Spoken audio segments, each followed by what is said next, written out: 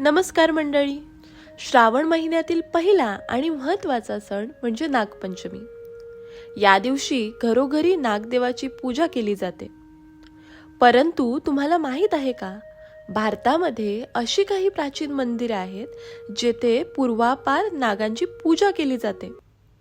आज आपण अशाच 4 प्रसिद्ध सर्प मंदिरांबद्दल जाणून घेणार आहोत.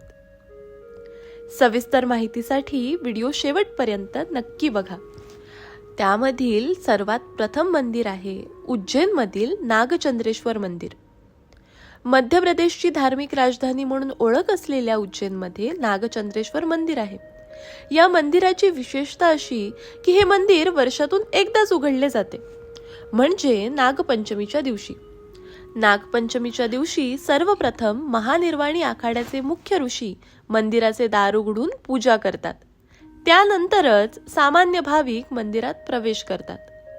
दुसरीकडे नागपंचमीच्या रात्री हे मंदिर पुन्हा बंद केले जाते.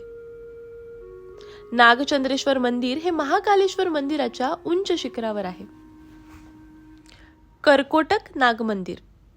कर्कोटक नाग मंदिर हे नैनिताल येथील भीमताल येथे आहे. या मंदिराला भीमतालचा मुकुट या नावानेही ओळखले जाते.